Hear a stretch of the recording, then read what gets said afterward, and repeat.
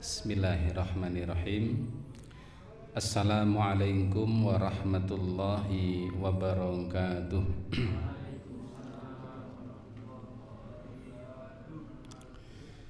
Innal hamdalillah nahmaduhu wa nasta'inuhu wa nastahdi wa natubu ilaih wa na'udzu billahi min syururi anfusina wa sayyiati a'malina. May yahdihillahu fala mudhillalah wa may yudlil fala hadiyalah. Asyhadu an la ilaha illallah wahdahu la syarikalah wa asyhadu anna Muhammadan abduhu wa rasuluh. Allahumma sholli wa sallim wa barik ala nabiyyina Muhammadin wa ala alihi wa ashabihi wa man tabi'ahum bi ihsanin ila yaumiddin. Wa qalu subhanaka la ilma lana illa ma 'allamtana innaka antal alimul hakim. Allahumma anfa'ni bima 'allamtani wa 'allimni ma yanfa'uni warzuqni ilman yanfa'uni.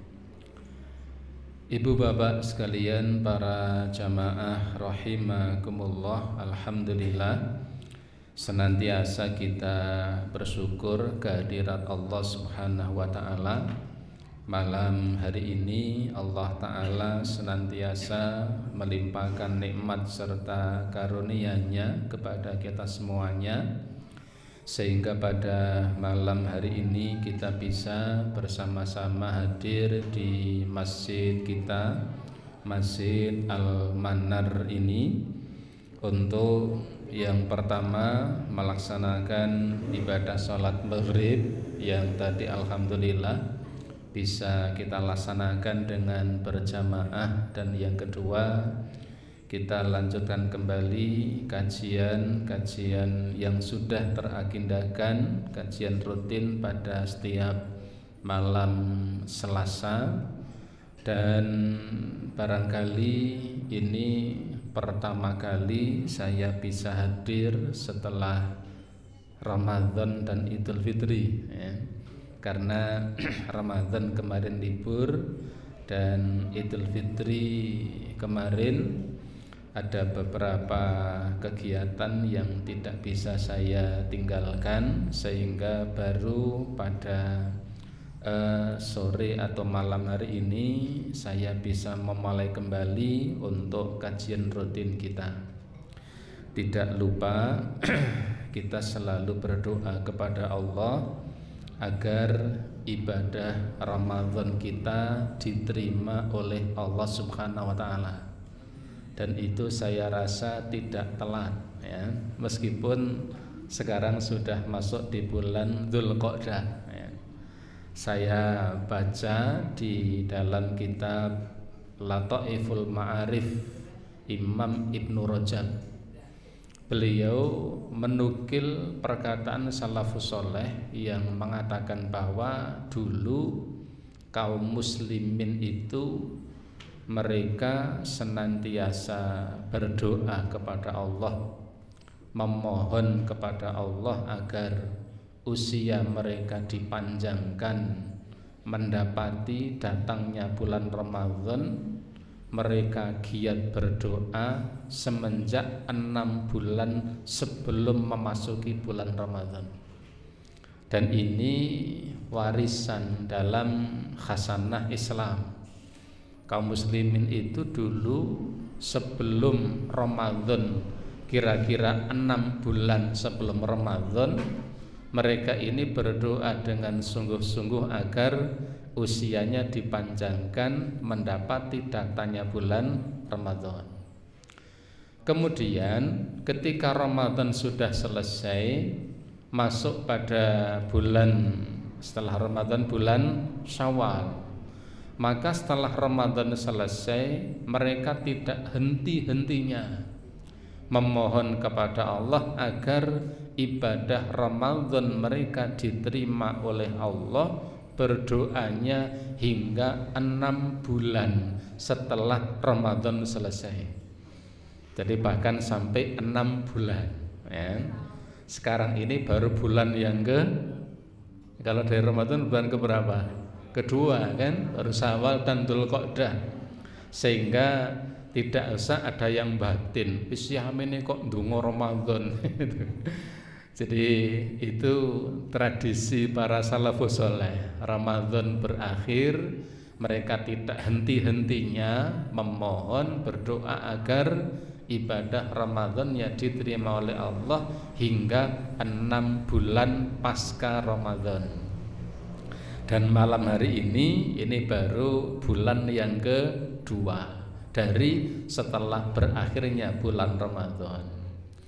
Niki padune saya hanya baru berkesempatan saat ini setelah bulan Ramadan selesai memohon agar ibadah Ramadan kita diterima oleh Allah Subhanahu wa taala.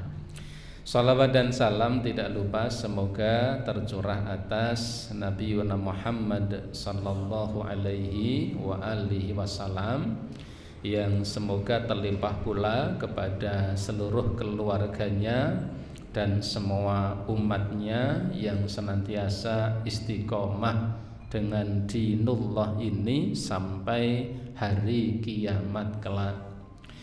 Ibu bapak sekalian, para jamaah rahimakumullah, pada malam hari ini barangkali yang akan kita baca berkaitan dengan apa yang sebentar lagi akan kita hadapi, yaitu datangnya Hari Raya Idul Adha.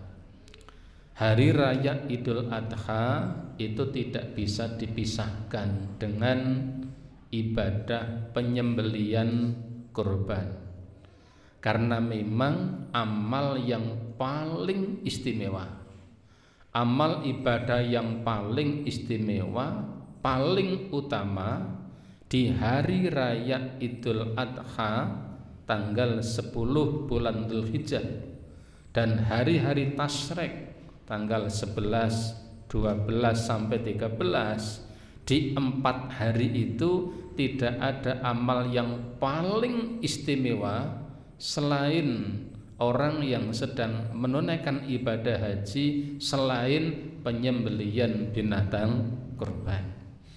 Oleh karenanya pada malam hari ini kita akan buka salah satu kitab. Tadi sore saya membanding-bandingkan beberapa kitab yang mudah untuk kita jadikan sebagai sebuah acuan terkait tentang kurban ini.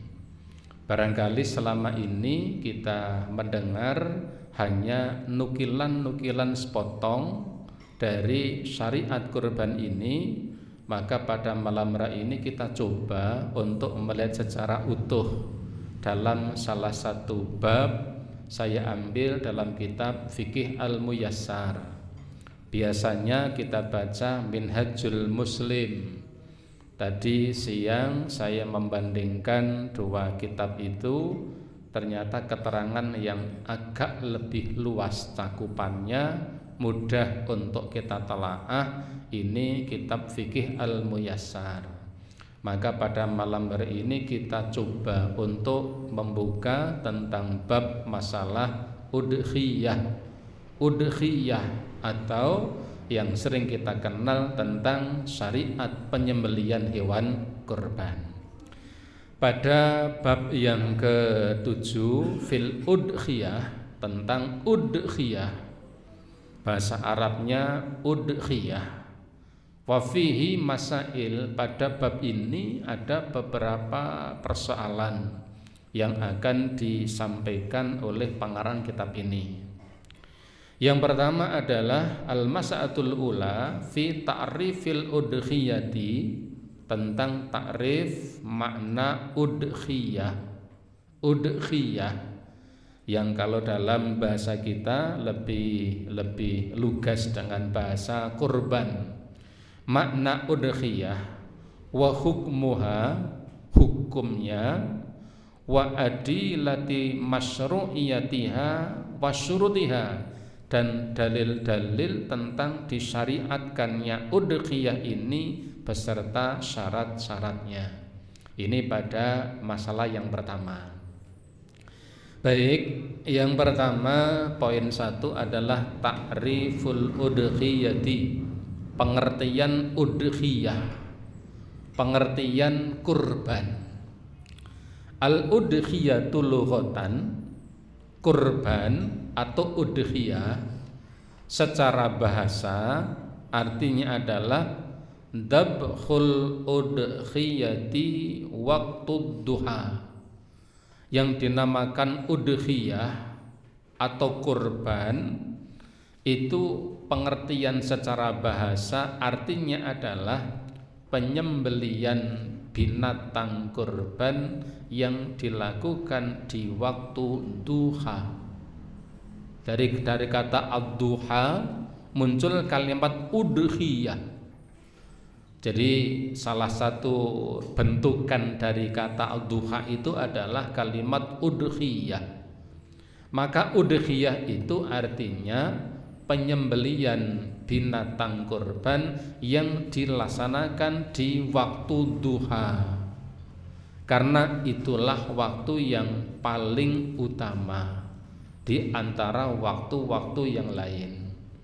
Meskipun di luar waktu duha, pada keseluruhan hari-hari tasriknya maka itu diperbolehkan, meskipun penyembeliannya di sore hari, selama kalimatnya adalah sore hari, hari-hari tasyrik, bukan malam, karena tidak ada malam-malam tasyrik penyembelian binatang kurban. Artinya secara umum penyembelian binatang kurban itu pada tanggal 10 hari raya Idul Adha, kemudian pada tanggal 11, lalu 12 sampai 13 pada siang harinya. Dan memang waktu yang utama itu adalah waktu duha. Oleh karenanya dalam kitab ini dikatakan udhiyah itu artinya adalah penyembelian binatang kurban yang dilakukan di waktu duha. Itu secara bahasa. Wa syar'an, adapun secara syar'i, ya, secara syar'i udhiyah itu artinya adalah ma yudbahu minal ibili awil baqari awil ghanami awil mu'izzi taqarruban ilallahi ta'ala yaumal aidi. Secara syar'i, ya, secara syar'i udhiyah itu artinya adalah apa-apa yang disembelih, apa-apa yang disembelih berupa minal ibil, ibil itu unta, awil baqari atau bakor itu sapi, awil ghanami atau ghanam itu kambing atau domba, awil mu'izzi, mu'iz itu kalau bahasa kita maknanya biri-biri, ya, biri-biri. Tapi kalau ada punya teman Pak Muiz jangan disebut Pak Mbek. Muiz itu maknanya biri-biri, ya. Tapi sekali lagi ini jangan jadi kamus bahasa oleh-oleh ngaji njur tanggane jenengane Muiz nyelui Pak Mbek, Pak Wedhus, ndak. Muiz itu biri-biri, ya. Taqarruban ilallahi ta'ala sebagai bentuk taqarrub, upaya mendekatkan diri kepada Allah yaumal idi, pada hari raya. Jadi kurban itu apa yang disembelih dari binatang-binatang seperti unta, sapi, kemudian ghanam, kambing, biri-biri, sebagai satu upaya untuk taqarrub, untuk mendekatkan diri mereka kepada Allah Subhanahu wa ta'ala. maka substansi kurban itu adalah taqarrub kepada Allah, mendekatkan diri kepada Allah Subhanahu wa taala. Allah tidak butuh daging itu. Allah tidak membutuhkan daging dari binatang yang kita sembelih. Tetapi yang kita butuhkan adalah bentuk taqarrub kita, rasa takut kita kepada Allah yang termanifest dalam bentuk melaksanakan ketaatan kepada Allah sebagai satu upaya untuk mendekatkan diri kita kepada Allah Subhanahu wa taala. Itu kurban. Sebagian ulama menyebut unta, sapi, ghanam, muiz yang meliputi semua varian-variannya. Karena unta itu ada banyak jenis ragam unta. Ada unta itu yang punuknya satu, ada unta yang punuknya dua, dan itu punya jenis nama yang berbeda. Sapi ya juga ada beberapa variannya, sampai kalau ya beberapa ulama memasukkan termasuk kerbau padanya, karena kerbau itu termasuk binatang yang hampir yang diserupakan dengan sapi. Adapun kambing ini variannya sangat banyak. Ada kambing Jawa, ada kambing gembel, ada kambing Jawa yang di Sumatera, ada kambing Sumatera yang Jawa, jadi macam-macam itu ya. Jadi dengan semua varian-variannya, kambing dengan varian-variannya, unta dengan jenis atau dengan variannya, kemudian ya sapi juga dengan varian-variannya, disembelih di hari raya Idul Adha dan hari-hari tasyrik sebagai upaya taqarrub kepada Allah, mendekatkan diri kita kepada Allah. Dalam bahasa Jawanya DP nyeng Allah Subhanahu wa taala.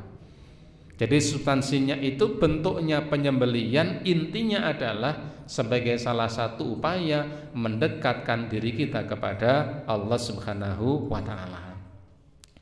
Kemudian hukmuha wa adillatu masyru'iyatiha, hukum dan dalil-dalil disyariatkannya. Al-udhiyatu sunnatun muakkadatun. Udhiyah atau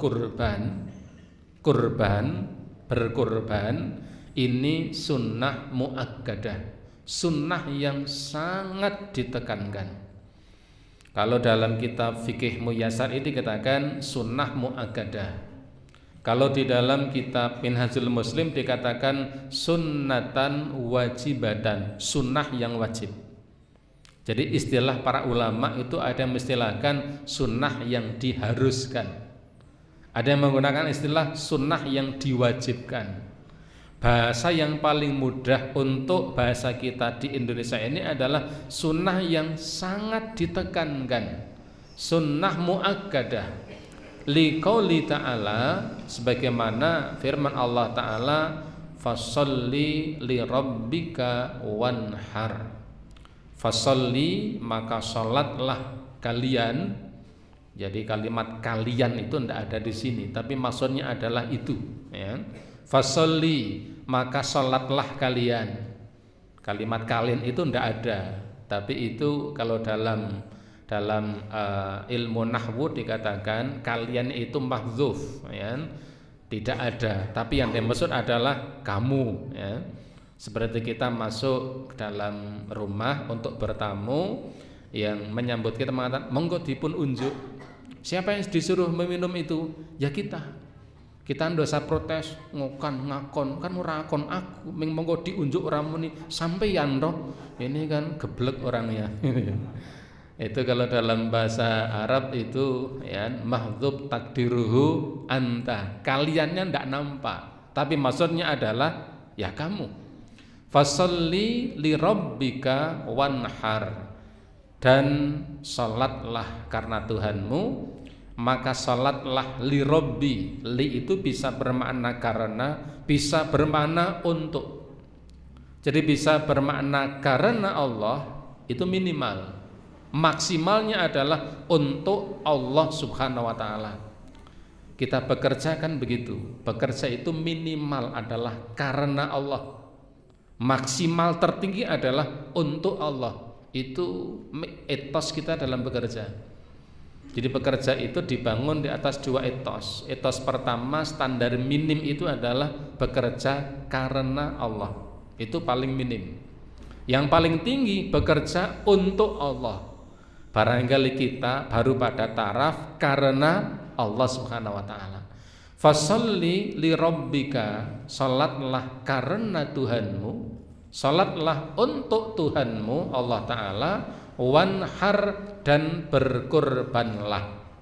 Kalimat wanhar itu kalimat perintah. Kalau dalam kaidah usul fikih itu disebutkan al aslu fil amri lil wujub. Pada dasarnya perintah itu menunjukkan bahwa yang diperintahkan itu adalah wajib. Illa dalla dalalan, kecuali ada dalil, ada hujah yang menyebutkan bahwa perintah itu bukan wajib. Pada asalnya perintah itu wajib, kecuali ada dalil, ada keterangan yang menjelaskan bahwa perintah itu tidak wajib. Kalau ada yang menunjukkan perintah itu tidak wajib, maka perintah itu berarti tidak wajib. Tapi kalau tidak ada yang menunjukkan bahwa perintah itu wajib, ya, tidak ada yang menunjukkan tidak wajib, maka perintah itu adalah wajib. Nah, kurban ini karena ada korinah yang lain, ada penguat-penguat yang lain bahwa di zaman Nabi ada kaum muslimin yang tidak berkorban, dan Nabi Rasulullah tidak mengancamnya dengan dosa, maka atas dasar itu wanhar dan berkurbanlah. Ini difahami oleh para ahli tafsir, makna wanhar berkurbanlah hukumnya adalah sunnah muakkadah, sunnah yang sangat ditekankan. Wali hadisin Anas radhiyallahu anhu, dan dalam hadis yang diriwayatkan ya dari Anas bin Malik, Rasulullah Anas bin Malik mengatakan, anna Nabiyya sallallahu alaihi wasallam duha bi kabasyaini. Rasulullah sallallahu alaihi wasallam beliau pernah berkurban dengan 2 ekor gibas. Gibas itu kambing yang ekornya yang ekornya lebar, ya. Jadi ekornya itu dari badan leneng sampai ekor kemudian baru turun mengecil, itu gibas. Kalau kambing Jawa atau gembel itu badannya lebar kemudian menyempit lalu ekornya kiwir-kiwir. Kalau gibas itu ekornya lebar. Anas bin Malik menceritakan bahwa Nabi sallallahu alaihi wasallam dulu beliau pernah berkorban dengan 2 ekor gibas amlahaini yang gemuk-gemuk. 2 ekor gibas yang gemuk-gemuk, akronaini yang dua-duanya punya tanduk, dan itu jarang. Gibas yang gemuk dan punya tanduk itu jarang. Yang gemuk sekali dari gibas itu biasanya tidak ada tanduk besarnya. Tanduknya hanya orang Jawa mengatakan dugul. Tapi Anas bin Malik pernah mengatakan bahwa Nabi sallallahu alaihi wasallam itu beliau berkorban dengan 2 ekor gibas yang dua-duanya gemuk-gemuk dan dua-duanya punya tanduk yang bagus. Dzabahahuma, Rasulullah sallallahu alaihi wasallam menyembelih keduanya biyadihi, dengan tangan beliau. Karena beliau yang berkorban, beliau pula yang kemudian menyembelihnya. Tentunya karena Nabi tahu teknis tata cara menyembelih. Kalau tidak tahu teknis tata cara menyembelih, ada 2 alternatif. Alternatif pertama, belajar sampai bisa. Yang kedua, sudah belajar tapi tidak bisa dan wedi getih misalnya, itu kemudian pasrah. Maka sebenarnya bagus kalau Al-Manar misalnya mengadakan pelatihan juleha, juru sembelih yang halal dan profesional. Kemarin di Magelang diadakan, pas ada pengajian di Talun itu, di sana disampaikan pengumuman akan diadakan penataran tata cara menyembelih binatang. Dan insya Allah kata panitia nyembelih wedhus asli, kan begitu. Tapi nek pesertanya 50 wedhusnya 50, wah niku biayanya mahal ya. Jadi yang disembelih kambing asli kan itu. Karena teknisnya memang tidak sembarangan. Kadang dampaknya apa? Satu, sudah disembelih tidak mati-mati, masih keroncalan. Kenapa? Tidak tahu teknis tata cara menyembelih. Yang kedua, kadang penyembelian yang kurang profesional kadang berdampak pada kelezatan daging dari binatang yang disembelih. Kadang ada orang bahasa Jawanya mengatakan, "Kae nek nyembelih mesti prengus," kan gitu. Kae nek nyembelih mesti prengus. Kenapa? Lihat saja, pasti teknis menyembelihnya nanti berbeda dengan yang lain. Sehingga memang itu perlu perlu keahlian. Nah, Rasulullah pernah berkorban dengan 2 ekor gibas yang gemuk-gemuk bertanduk. Beliau menyembelih sendiri, menyembelihnya sendiri gitu ya. Menyembelihnya sendiri dengan tangan beliau, wasamma, beliau sebelum menyembelih mengucapkan bismillah, wa kabbara, dan mengumandangkan takbir. Maka di antara para ulama memberikan satu taujihat, satu bimbingan bahwa ketika seseorang menyembelih binatang kurban, yang dibaca tidak sebagaimana ketika menyembelih binatang yang bukan binatang kurban. Menyembelih binatang di luar hari raya kurban, yang ditekankan adalah cukup membaca bismillah. Sebab ada hadis Rasulullah mengatakan, jangan kamu makan sembelian yang tidak membaca bismillah. Kamu tahu menyembelihnya, kamu menunggui ketika ayam menyembelih dan kamu tahu dia tidak membaca bismillah, jangan kau makan sembeliannya. Kalau kita tahu, kalau tidak tahu gimana? Ya ndak usah tanya. Kita berhusnudzon kalau yang beli itu adalah muslim. Solusinya bagaimana? Kita mengucapkan bismillah ketika kita akan memakannya. Karena tidak mungkin di pasar riwil atau riwil itu apa namanya? Seriwis tokan takon mongko ra tuku, itu kan bakule jengkel banget kan itu. Tonggarang takon ning ora tahu tuku ini ya. Jadi itu menyembelihnya di luar kurban. Tetapi ketika penyembelian binatang kurban, Anas bin Malik mengatakan wasamma wa kabbara. Nabi membaca bismillah dan mengucapkan takbir. Sehingga taujihat dari para ulama ketika menyembelih binatang kurban yang dibaca adalah bismillahi Allahu Akbar, itu minimal. Bismillahi Allahu Akbar, bukan bismillahi wa ala millati Rasulillah. Kalau itu apa? Gletake jenazah itu. Diwaca malah bismillahi wa ala millati. Lho kok malah sing digletake mayit itu. Kemudian dikatakan wa wada'a rijlahu ala sifahihima.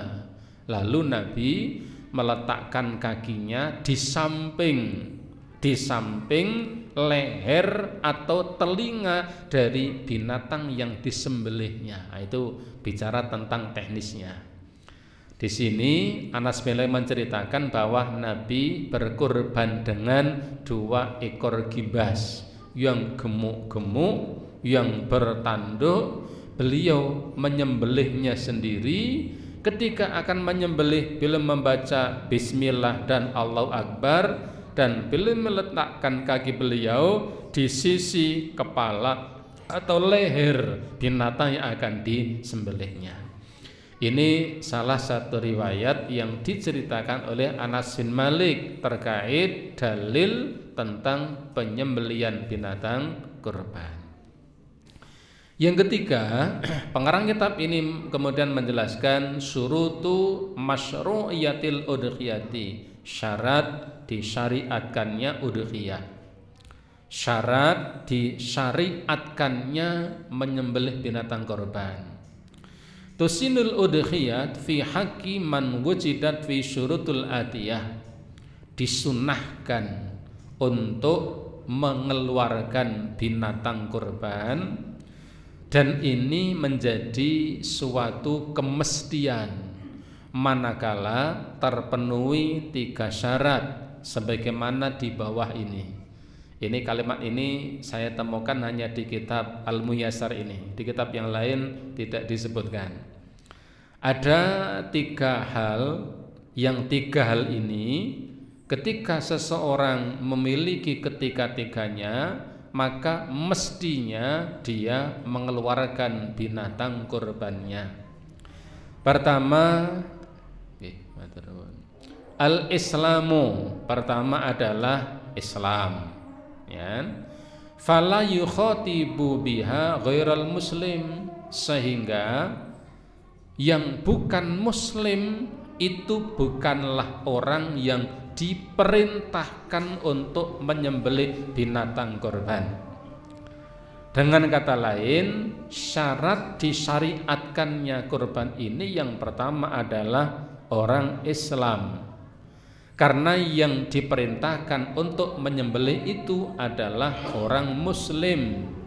Di luar orang Islam tidak diperintahkan untuk menyembelih binatang kurban. Meskipun dari tahun ke tahun kita sering melihat di media, ya, di media, terlebih di Indonesia, ada beberapa agama di luar Islam untuk bertoleransi dalam, ya, menyambut Idul Adha. Ada sejumlah penganut agama di luar Islam menyerahkan sapi untuk ikut dikurbankan. Ya. Nek enten sing ngoten candangi mboten? Almanar enten sing ngenehi dari non muslim sapi papat gede-gede. Bukan muslim. Niki nek ajeng nggih kurban ditawan dicandangi napa mboten niku? Ya, itu kan hibah biasa kan. Tapi kalau itu menjadi kurban, ya bukan termasuk binatang kurban karena memang mereka tidak diperintahkan. Itu yang pertama. Yang kedua, kita adzan dulu saja nggih. Sana adzan, kita adzan dulu supaya nyaman.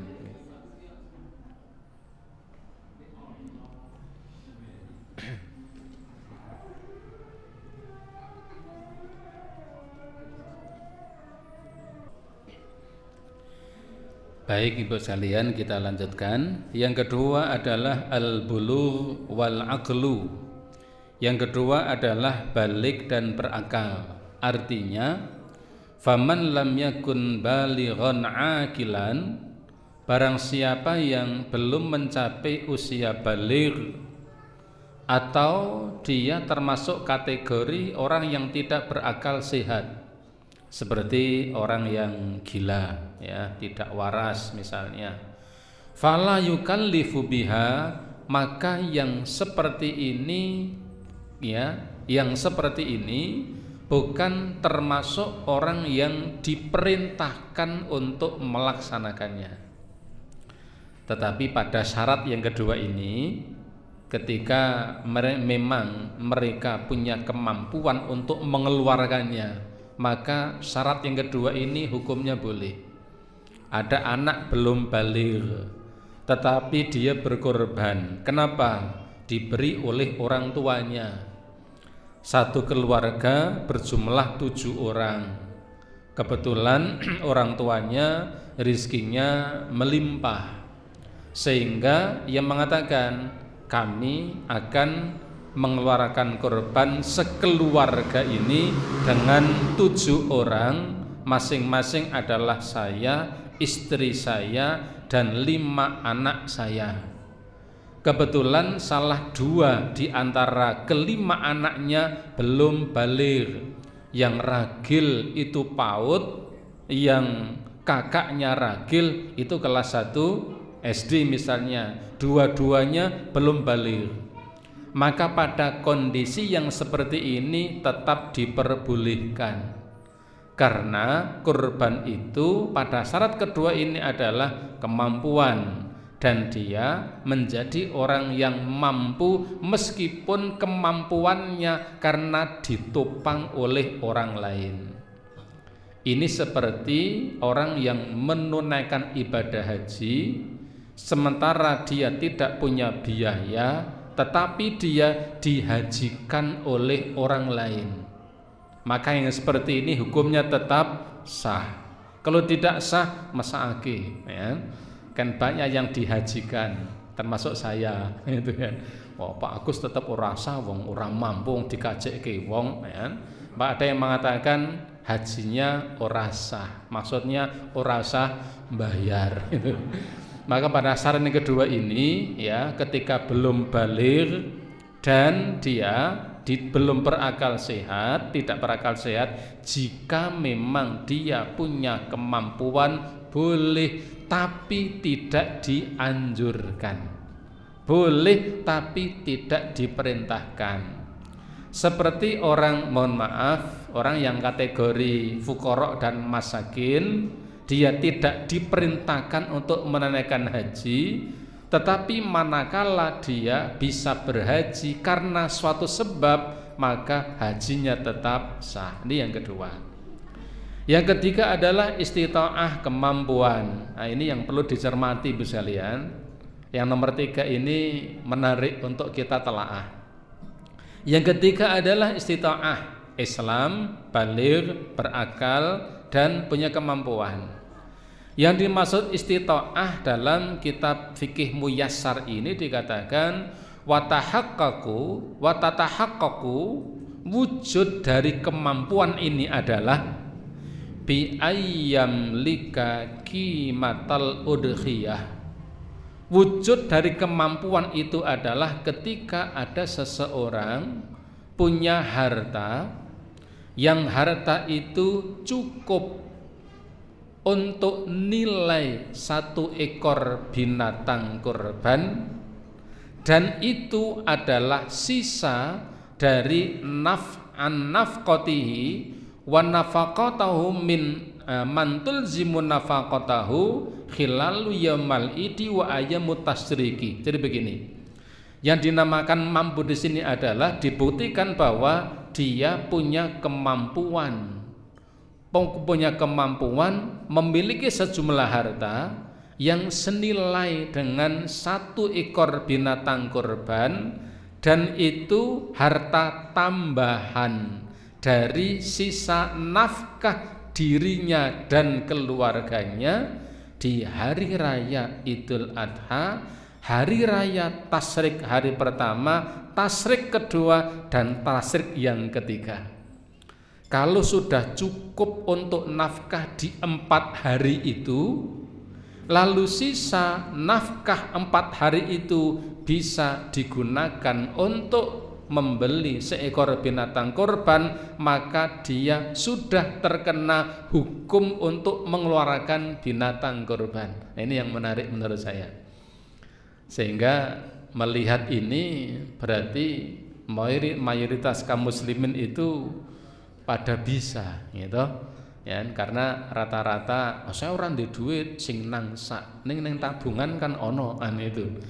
Artinya kalau seseorang itu punya kemampuan untuk menafkahi dirinya dan keluarganya di hari Idul Adha, tasyrik hari pertama, hari kedua, hari ketiga, sisa nafkah itu masih cukup untuk membelikan seekor binatang kurban, Maka kalau dalam kitab fikih Muyassar ini dikatakan orang yang seperti ini sudah terkena beban taklif, terkena beban perintah untuk mengeluarkan binatang kurban.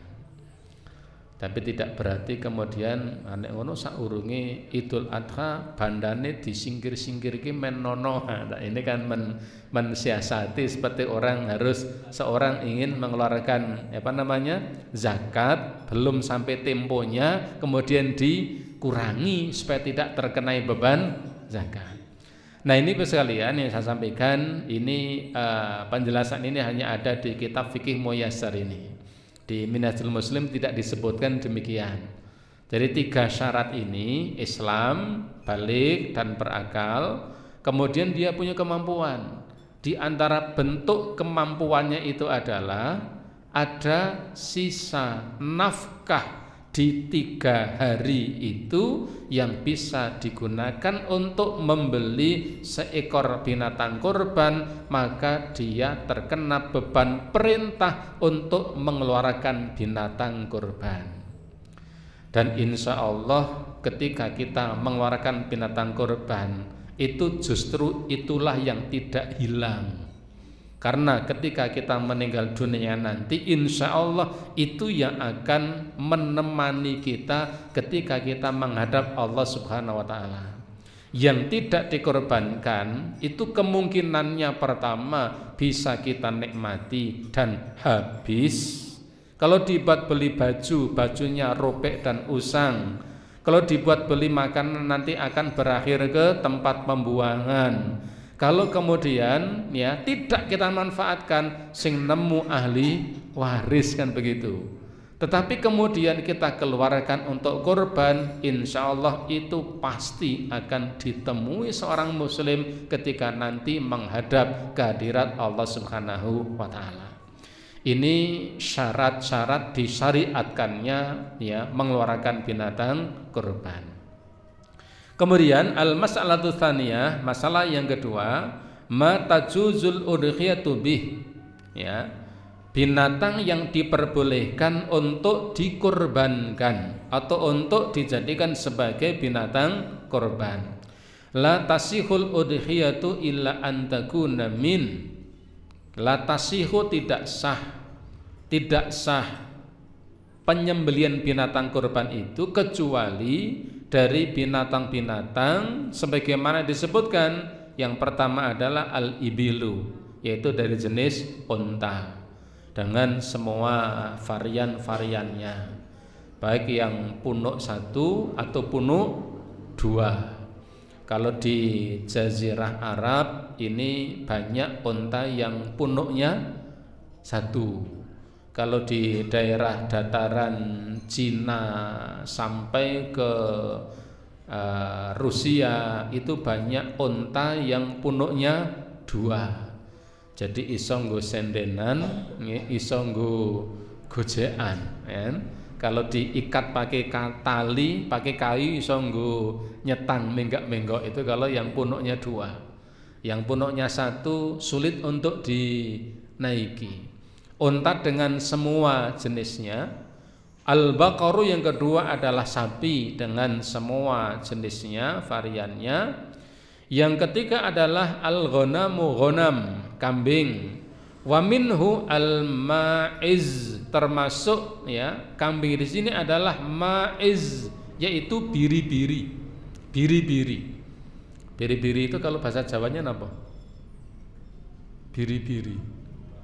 Nih domba nih. Ya, jadi kambing kemudian ada biri-biri ya, dan semua varian-variannya. Liqouli ta'ala, sebagaimana firman Allah Subhanahu wa ta'ala, walikulli ummatin ja'alna mansakan, pada setiap umat kami tentukan mansakan, yaitu penyembelian binatang sebagai bentuk ibadah kepada Allah. Liyadhkurusmallahi ala ma rasakahum min bahimatil an'am, agar mereka bisa menyebut asma Allah, mengingat Allah Subhanahu wa ta'ala untuk bersyukur atas apa yang telah Allah rizkikan kepada mereka. Nah, ayat ini ya, Allah mengatakan pada setiap umat kami jadikan, kami tentukan mansakan, yaitu penentuan penyembelian binatang kurban. Nah, dalam Islam ya, yang dikenal ada unta, kemudian sapi, dan kemudian kambing dengan semua ragam maupun variannya. Wal an'amu la takhruju an hadhil asnafi thalathah, ya, dan yang dinamakan an'am, bahimatul an'am, binatang ternak. Kalau secara bahasa bahimatul an'am itu maknanya binatang ternak yang berkaki 4 dari binatang yang halal untuk dimakan. Itu bahimatul an'am. Wal an'am la takhruju an hadhil asnafi thalathah, dan yang dinamakan dengan al-an'am, binatang ternak, itu tidak keluar dari 3 jenis binatang ini. Unta dengan semua variannya, sapi dengan semua varian jenisnya, kambing juga dengan sekian macamnya. Dan macam-macam kambing itu banyaknya luar biasa.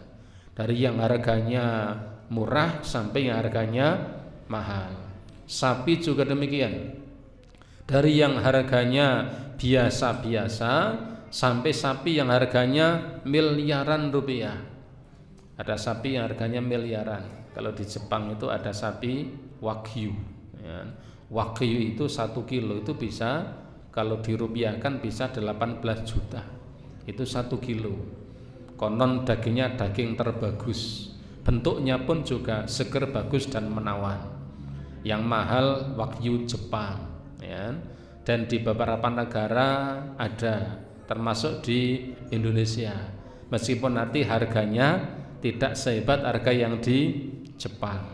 Kurban nggo sapi Wagyu, wah itu jan menarik, itu rebutan nanti dagingnya, ya. Kemudian unta dan lain sebagainya.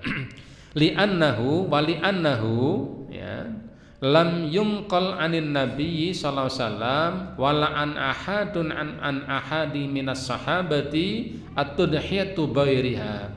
Karena memang tidak ada nukilan baik dari Nabi maupun dari para sahabat bahwa di antara mereka tidak ada satupun yang berkorban dengan menggunakan selain binatang yang disebutkan tadi. Jadi tidak ada riwayat yang dinukil dari Rasulullah dan para sahabat yang mereka itu menyembelih binatang kurban dengan binatang di luar ya jenis binatang yang tadi disebutkan. Adapun ya ketika kita membaca tentang kaitan keutamaan sholat Jumat, yang datang paling awal seperti korban unta, yang datang waktu berikutnya seperti korban sapi, yang berikutnya seperti korban kambing, yang datang berikutnya seperti korban ayam, ya, yang datang berikutnya seperti korban telur, ya, telur puyuh cilik-cilik. Ini tidak bisa kemudian itu dijadikan dasar kemudian ya lainnya itu pada bawa sapi panjenengan ya ke tempat penyembelihan binatang, bawa hadis itu ngotot kemudian sambil bawa ayam betina diri, wah aku kurban ki ana dalile. Ndak, itu bukan kurban yang dimaksud dalam perintah untuk penyembelihan binatang kurban. Wa tujzi'u syatu fil udhiyati 'anil wahidi wa ahla baitihi. Kemudian ya dianggap cukup atau diperbolehkan ketika ada seorang laki-laki, seorang suami, kemudian ia mengeluarkan 1 ekor binatang kurban yang ia niatkan untuk dirinya dan juga untuk keluarganya.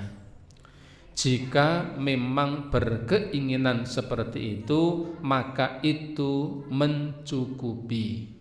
1 keluarga ya hanya dengan 1 ekor kurban. Misalnya saya kepala keluarga, saya sampaikan ini korban sopo, korbane aku, korbane nyong lan wong sak omah, itu cukup. Tetapi seandainya Allah memberikan rezeki lebih, kemudian akan di atas itu al-fadl, ya, sesuatu yang utama. Tetapi jika meniatkan itu insya Allah cukup.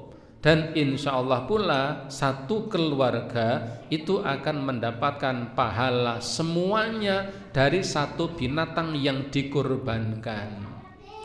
Itu akan menjadi berbeda ketika kurban itu diniatkan 1 ekor hanya untuk 1 orang dan bergantian antar keluarga dengan menyebutkan nama personalnya sendiri-sendiri.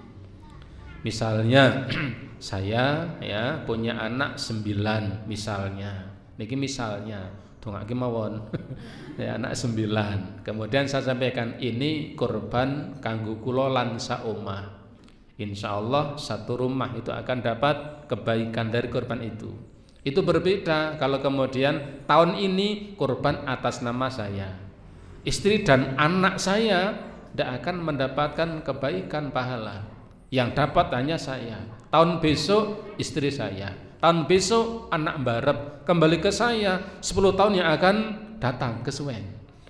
Maka dianggap cukup atau boleh ketika dalam satu rumah ia ingin mengeluarkan kurban 1 ekor untuk dirinya dan semua keluarganya. Fafi hadisin Abi Ayyub radhiyallahu anhu, dari dalam hadis Abu Ayyub semoga Allah meridhoinya, yang mengatakan kana rajulu fi ahdi Rasulillah, bahwasanya kaum laki-laki pada zaman Nabi sallallahu alaihi wasallam yudakhi bisyati anhu, mereka berkorban mengeluarkan binatang korban mereka dengan menyembelih 1 ekor kambing untuknya, wa an ahli baitihi, untuk dirinya dan untuk keluarganya. Fayakuluna wa yut'imuna, mereka mengambil daging dari binatang yang dikorbankan itu untuk dimakan dia dan keluarganya, wa yut'imuna, dan ia pun bisa memberikan bagian daging dari binatang yang dikorbankan itu diberikan kepada orang lain. Ini dalil yang sharih yang menjelaskan bahwa orang yang berkorban itu boleh untuk memakan daging dari binatang yang dikurbankannya, selama dia tidak ada ucapan yang mendahuluinya bahwa dia tidak akan memakan daging kurbannya. Iki kurban ken kula, mangke kula rasa wae wong kula pun niat arek ora mangan daging binatang yang saya kurbankan. Kok iso? Kuwatiri kula mengko ting mrikane ndak kroak. Nah gitu. Itu orang Jawa Tengah nang kono ndak kroak ya. Tapi kalau dari awal meniatkan tidak makan, ya tidak boleh makan. Tetapi kalau tidak seperti itu, maka yang dulu dilakukan oleh Nabi dan para sahabat, salat Id sudah dilaksanakan, mereka pun pulang, kemudian mengambil binatang kurbannya dikeluarkan, disembelih, kemudian sebagian dagingnya dimasak, sebagian daging yang lain diberikan pada tetangganya dan pada orang lain. Kemudian mereka menunggu masaknya daging itu. Ketika masak lalu dimakan, itulah makanan pertama yang mereka makan di hari itu. Itulah hari raya kurban.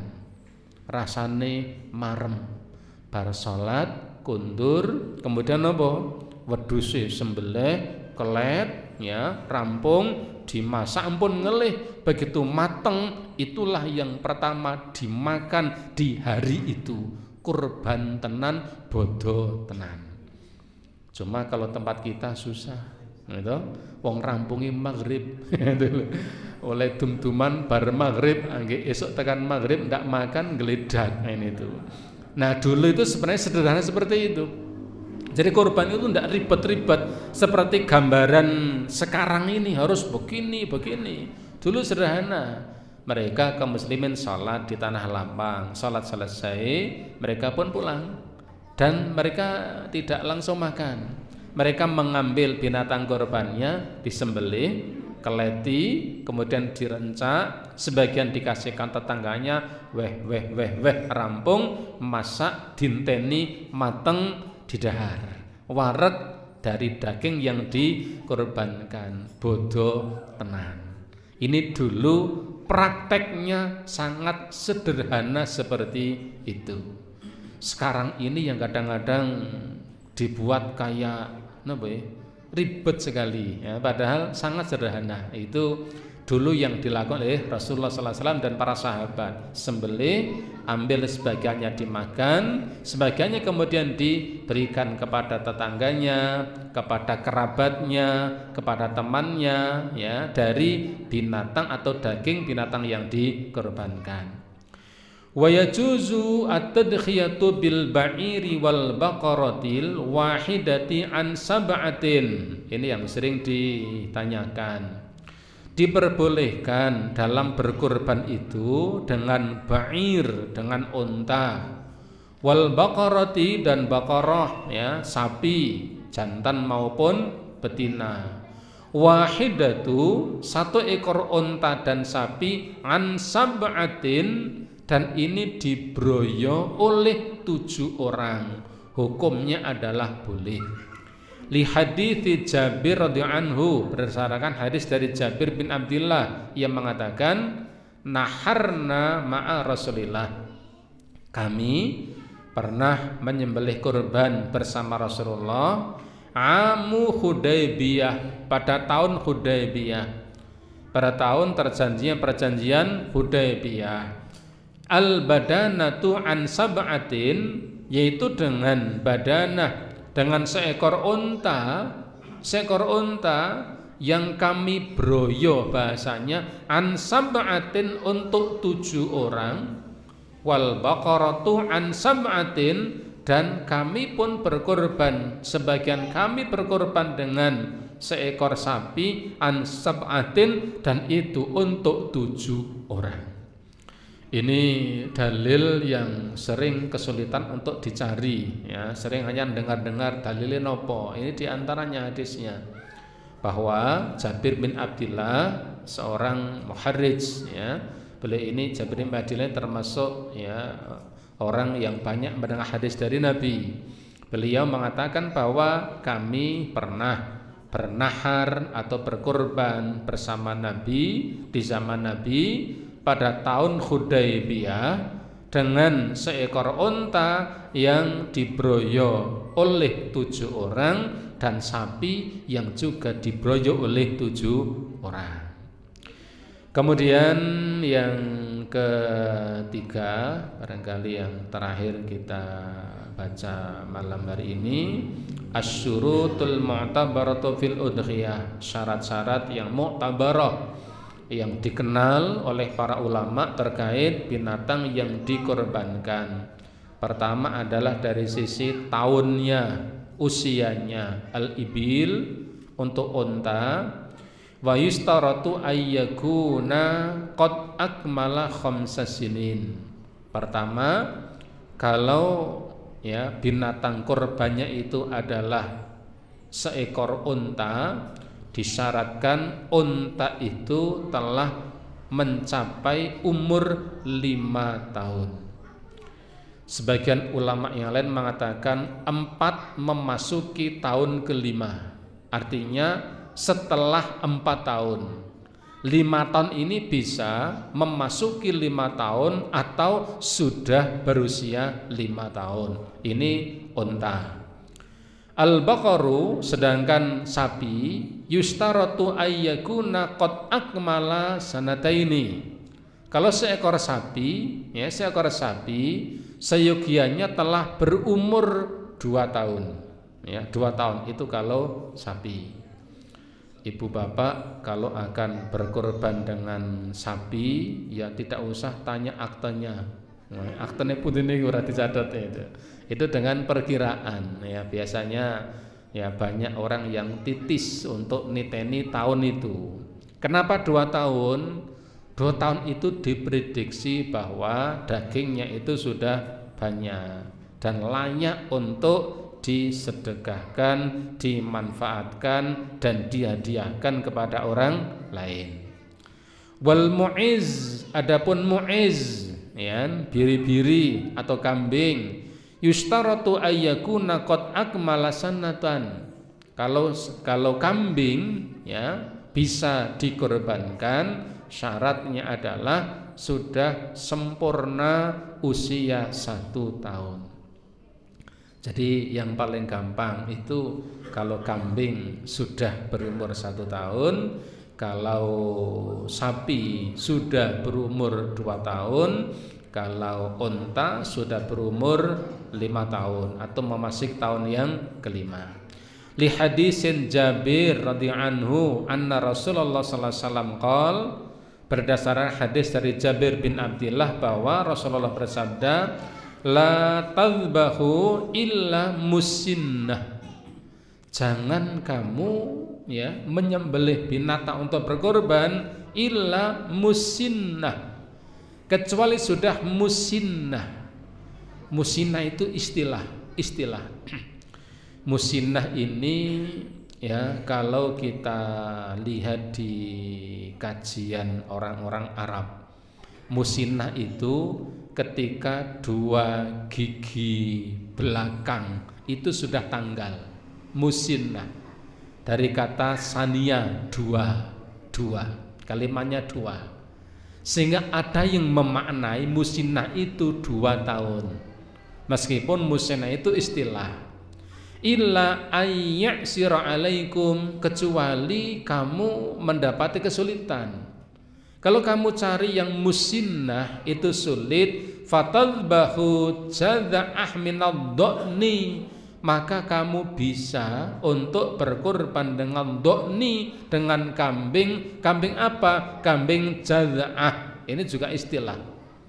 Jadza'ah itu sebutan untuk kambing usianya sudah genap 1 tahun. Itu jadza'ah. Maka Nabi mengatakan, kalian jangan berkorban dengan binatang yang usianya kurang dari 2 tahun, kecuali kalau kamu kesulitan lalu kamu ingin berkorban dengan kambing, maka berkorbanlah dengan kambing, yaitu kambing jadza'ah yang usianya sudah 1 tahun. Jadi jadza'ah itu istilah. Barangkali kalau istilah tempat kita ada istilah poel, kemudian apa namanya? Kalau poel itu kan belakang bukan depan, nih. Kalau depan itu cacat sebenarnya. Kalau poel itu yang di belakang. Maka ada yang bakul nakal, men kambingnya poel itu dipakani telo. Kalau sudah digigit kemudian telo ini diungkel supaya giginya protol, nek digagapi, nah wis poel toh kan gitu. Tapi kalau giginya depan, yang ompong depan, itu bukan poel. Sebagian ulama justru memasukkan kategori cacat. Kalau ompong poelnya itu di depan, nek meringis rada lucu, itu karena bolong giginya. Ada yang memasukkan itu masuk kategori cacat. Kalau ompong, ya, kambing atau sapi ompong. Wal musinnatu minal ibil, musinnah untuk unta malaha khamsusinin, ketika usianya sudah 5 tahun. Jadi dinamakan musinnah bagi unta itu kalau usianya memasuki tahun kelima. Wa minal baqari malau sanatani, dikatakan musinnah bagi sapi kalau umurnya sudah 2 tahun. Wa minal mu'izzu malau sanatun, dikatakan adapun dari mu'iz ataupun biri-biri kambing malau sanatun, ketika usianya itu sudah 1 tahun. Watu sama musinnah bithaniyah. Musinnah itu ada yang mengartikan 2 gigi tanggal, ada yang mengatakan musinnah itu adalah usia 2 tahun.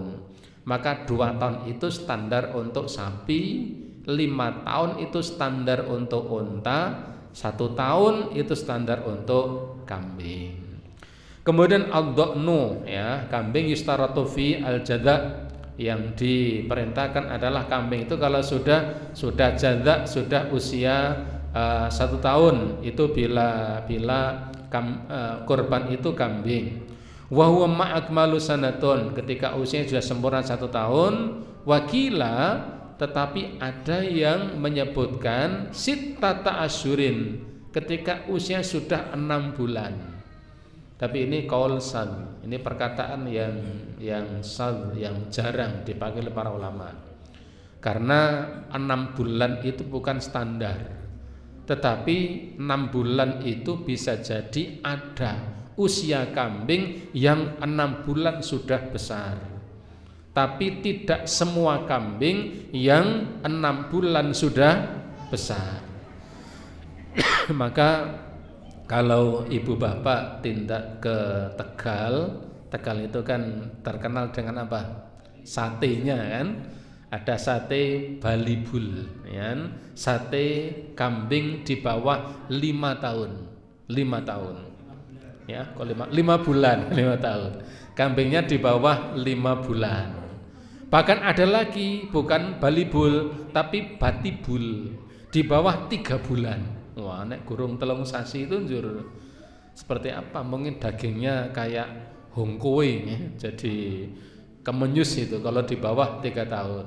Barangkali memang ada kambing yang 6 bulan sudah besar, tapi itu tidak standar, hanya kadang bisa. Tetapi kalau usia 1 tahun normal, berarti kambing itu sudah besar dan layak untuk dikorbankan sebagai bentuk takarrub menghadap kepada Allah Subhanahu wa taala. Li hadisin Uqbah bin Amir, berdasarkan hadis dari Uqbah bin Amir radhiyallahu anhu, ya, ia berkata, qultu ya Rasulullah, asabani jadza, ya, saya ingin berkorban, saya punyanya jadza, saya itu punyanya kambing umur 1 tahun, gimana ya Rasulullah? Qal, Nabi mengatakan, dokhi bih, kamu korbankan saja dengan kambing 1 tahun itu.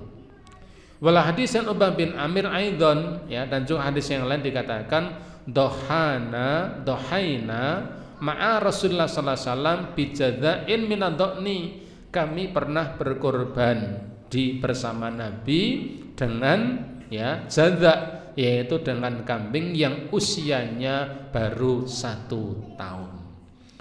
Nah, dari penjelasan ini, ya, standar yang disyaratkan oleh para ulama, standar umum adalah kambing 1 tahun, sapi 2 tahun, unta 5 tahun. Itu standar rata-rata. Meskipun barangkali bisa dijumpai kambing yang baru 7 bulan sudah gede ini karo-karoan, tapi barangkali itu hanya ada 1 di antara 100.000 kambing, sehingga tidak bisa dijadikan sebagai standar. Karena kambing itu rata-rata sudah besar kalau usianya 1 tahun, sapi itu sudah besar kalau usianya 2 tahun, demikian unta layak dikorbankan sudah besar ketika umurnya sudah mencapai 5 tahun. Ibu bapak para jamaah rahimakumullah, barangkali ini yang bisa kami sampaikan, kita baca pada malam hari ini. Kelanjutan dari apa yang kita baca ini masih ada beberapa poin, mudah-mudahan bisa kita lanjutkan pada pertemuan yang akan datang. Demikian, kurang lebihnya mohon maaf. Ada pertanyaan? Oke, monggo Pak Kodri.